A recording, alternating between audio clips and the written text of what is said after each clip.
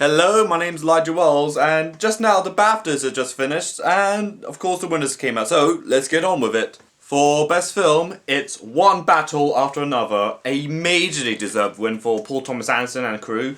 And of course it did win over films like Hamlet, which I think I did back could have won, given it's a British film, and also My Supreme, which came out empty-handed, surprisingly. And of course the Sentimental Value, which still has some legs left, and of course Sinners, which still proves that even going into the Oscars with 60 nominations, it still has a lot of fighting power left into it. But again, well-deserved win for One Battle After Another, which is also the same title for Keir Starmer's upcoming autobiography, One Scandal After Another. And for Outstanding British Film, it goes to Hamlet. Again, not a surprising win. Again, I backed it and I'm very proud it won. It won over 20 years later. Battle of Willis Island, Bridget Jones, The Mad About Boy, Die My Love, Hatred for Hawk, I Swear, Mr. Burton, Pillin and Steve. Again, a very well-deserved win for Hamlet. And we're over to the acting categories. For leading actress, it goes to Jessie Berkley for Hamlet. Again, not the most surprising win, but I think I remember from the video about the nominations that I wouldn't be surprised if Rose Byrne were to win this for If I Had Legs I'd Kick You. But Jessie Berkley did win, understandably, but again, some very tight competition with Rose Byrne, who they're both competing for the Oscars, which comes out about a month later. And there's other rivals like Kay Hudson, Renetta Renzi from Cinema Value and Song Song Blue, and of course Emma Stone from Magnolia. And also Chase Infinity from One Battle of Another. Again, an incredible performance, but she wasn't nominated for an Oscar at the end of the day. But again, she did great as well in that movie. But Jessie Berkley did win and comes out with one of the wins for Hamlet, along with Outstanding British Film. For leading actor, which is again a very surprising thing I didn't see coming, it goes to Robert Mayo for I Swear. He's won over pretty much the entire category, being consisting of Hollywood heavyweights like Timothée Chalamet for My Supreme, Leonardo DiCaprio for One Battle After Another, Ethan Hawke for Blue Moon, and Michael B. Jordan for Sinners, and Jesse Plemons for Magnolia. Again, a very surprising and definitely probably the most out of nowhere win I've seen at this category. But I think I was definitely backing for Leonardo DiCaprio to win for One Battle After Another. But again, considering he won that and as well as the Rising Star Award at the BAFTAs, again this is a really great night for Robert Mayo. And for supporting actress, it goes to Wami Mazoka for Sinners. Again, really well deserved, really great performance. I remember I did back to ignore his daughter is Lizzie from Sentimental Value.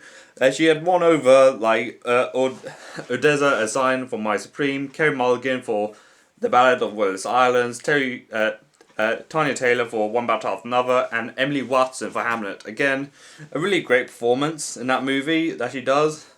And finally, for Best Supporting Actor, it goes to Sean Penn for One Battle After Another. Again, a really well-deserved win, but again, this is a pretty tight category, particularly with Stellan Skarsgård, who's won the Golden Globe, and still in a major contention to win the Oscar. So it's definitely between a debutee and someone probably aiming for a hat-trick of Oscars. So it's pretty much between these two now. There's also Benicio del Toro for One Battle After Another, Jake Lordy for Frankenstein, Paul Mescal for Hamlet, and Paul Mullen for I Swear.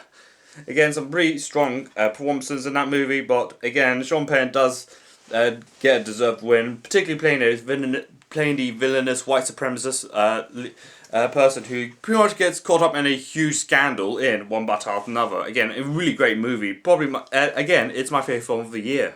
For Best Director, it goes to Paul Thomas Anderson for One Battle After Another. He could be considered one of the best filmmakers without an Oscar for pretty much, hopefully for not long now, because he's directed Boogie Nights, Magnolia, The Master, There'll Be Blood. Again, he's considered the best director to not win an Oscar, but he's now won a BAFTA, even though he has won it previously for original screenplay for Licorice Pizza. And I think he's definitely won some Golden Globes in the past before One Battle After Another. Again, a hugely well-earned win for him.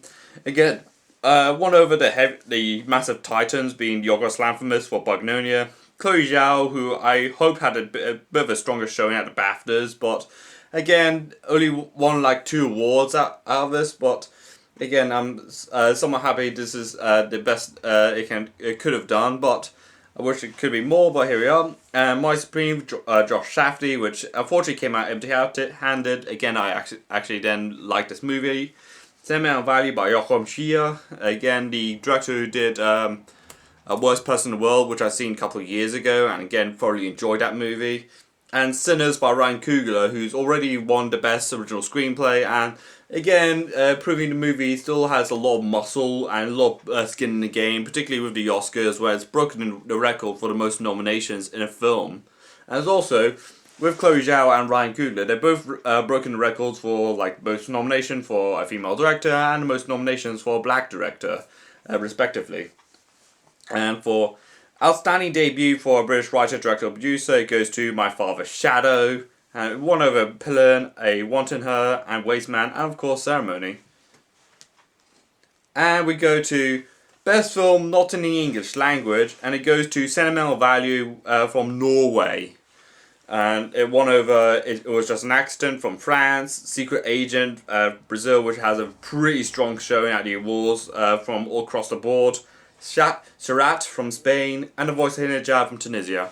And for documentary, it goes to Mr. Nobody Against Putin, which is about an undercover reporter who poses as a teacher in a school in rural Russia around the time when Russia is invading Ukraine, or around the point where it was in its infancy. Again, some very heavy topic matter. Particularly, there's also another documentary about the Ukraine war being 2,000 meters from Andovak, which I'm not sure if I mispronounced it, but again, very prevalent that still that the war in Ukraine is still weighing heavy in British people consciousness, like as myself. There's also Apocalypse in the Tropics, which is about the rise of the far right in Brazil and how it's deeply intertwined with the evangelical movement in Brazil. And there's Cover Up, which is about a famous journalist who covered like Watergate and the Vietnam War. And of course Perfect Neighbor, which is about the consequences of the Stand Your Ground laws in Florida. Again, Mr. Nobody Against Putin. I'm very grateful that the BAFTAs have still recognizing the atrocities that Russia are committing against the Ukrainian people and the country. And of course, we do hope that peace can be salvaged in the terms that's favorable to the Ukrainian people. And for animated feature, it goes to Zootopia 2.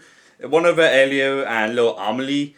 Again, it's very controversial, that category, because it didn't nominate K-pop Demon Hunters, which is a film I definitely do thoroughly enjoy as well. The reason it didn't get nominated is just because it didn't got shown in cinemas before it went on Netflix. Since Netflix has this really weird habit of, we'll show our movies in theatres, then we show it onto Netflix. Even though what's a little bit weird is that no one really saw the K-pop Demon Hunters as big as it was. Also that success coming, which again I feel like this is the rare thing that I think everyone in Hollywood agreed that Netflix kind of shot themselves in the foot with that one. But here we are. And also didn't recognize like anime movies like Chainsaw Man, Rezark, and the Demon Slayer Infinity Castle movie, which again got a load of attention from critics and of course did really well in the box office. For children family film, a weird category, but I'm not the one to judge, it goes to Bong, which won over Arca, Lilo Stitch, and Zootopia 2.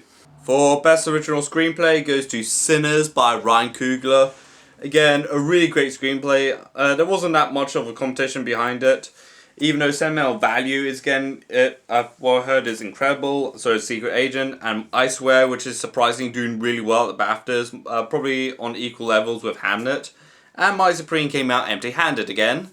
And again, very happy, particularly his speech that Ryan Coogler just did, which is again a very beautiful speech, like when you write something, picture someone you love, and again, this is a movie that is definitely made with a lot of love into it.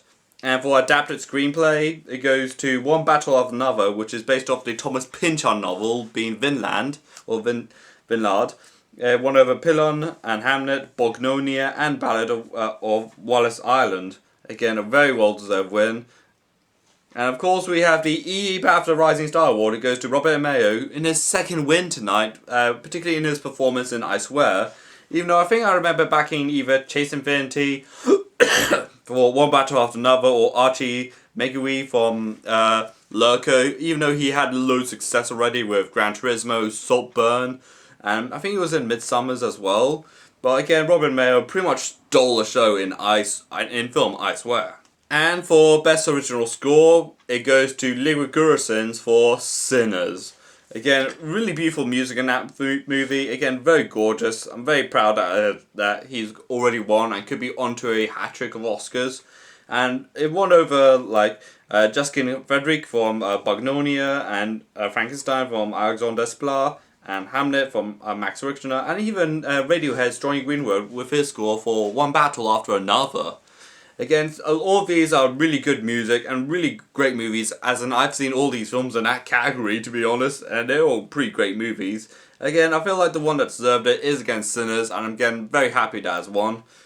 For casting, which is, with the Oscars definition in mind, it's basically the best casting direction rather than the best casting performance, like overall as a cast, so I'm taking that in mind, which finally it does clear up a little bit in my opinion, but I'm happy that it's cleared up the confusion earlier on.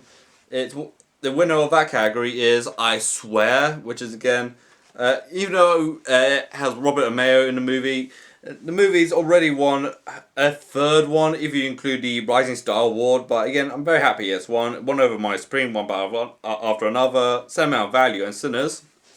And for cinematography, it goes to, surprisingly or unsurprisingly, One Battle After Another, even though I think I remembered I backed Sinners to win for cinematography. Particularly it was filmed in 70mm and IMAX film, and considering how beautiful it was to the film cinematography, and particularly the sequence of I Lied to You, where it pretty much when that little boy pretty much conjures the spirit of the past, present, and the future all in one room as it all burns down, which is again a very beautifully shot scene. Again, for One Battle Another, again some really gorgeous cinematography, done on 35mm and done on Vistavision, similar to something like Bruceless, even though it was done on 70mm. Won over Frankenstein, My Supreme, and as well as Train Dreams as well. Now, jotting through these categories, we have for Best Costume, it goes to Frankenstein, which again is still surprisingly doing a strong showing, particularly in the technical categories like for costume and production design, as well for makeup and hairstyling. It won for costume over Hamlet, My Supreme, Sinners, and even Wicked for Good, which did a really less of a performance than anyone anticipated in the Oscars, coming out empty-handed rather than the original movie with 10 nominations. Again, I think I remember I backed Hamlet to win for costume design, but I'm very happy that Frankenstein has won for costume, just looking back on the film. For editing, it went to One Battle After Another. Again, nothing much to say, but I'm happy for that win. For Best Production Design, it goes to Frankenstein. I think I remembered I wanted Sinners to win for that one, or Hamlet. I can't remember off the top of my head, but Frankenstein won. Again, not complaining too much about that one. For makeup and hairstyling, it goes to Frankenstein again. Third win, particularly in the technical category. Still having a really strong showing, but if it could sway off Sinners for a little bit, it could probably win a little bit more than anyone would have anticipated. But it's pretty much going to be a locked-in rivalry between these two films. But also, One Battle After Another could chime in at any of these categories, like for Best Cinematography, like in the Baftas. And for Best Sound, surprisingly, it went to Formula 1 or F1. Even though I definitely remembered it, I backed Sinners to win, but given this is a Joseph Kosinski movie, and he did win the Oscar last year for Best Sound for Top Gun Maverick, when it did win for that one. So I think I may be a little bit open that F1 could be winning for that. For Best Visual Effects, it goes to Avatar, Fire and Ash. Again, this is a category without Sinners, which is again very surprising because I'm backing out to win the Oscars. Again, not surprised that Avatar, Fire and Ash has won, but there's also Frankenstein, which is definitely still in the loop of the Oscars. So is Lost Bus and F1, but How to Train Your Dragon, bit of a weird choice, but I'm not here to judge. And now for Best Short Films, and both live action and animation. For Best Live Action Short, it goes to This Is End of Mortis. Again, haven't heard about it. It won over Magnet Safar, Nostalgia, Terrence, and Welcome Home Freckles. For Best Short Animated Film, it goes to Two Black Boys in Paradise, winning over Cardboard and Solstice. So, congratulations on these two. So, what do you think of the BAFTA winners this time round? Let me know in the comments down below, subscribe to my channel, like this video, and also follow me on Twitter, Instagram, Blue Sky, and Threads, and Letterboxd, and this larger walls, and bye.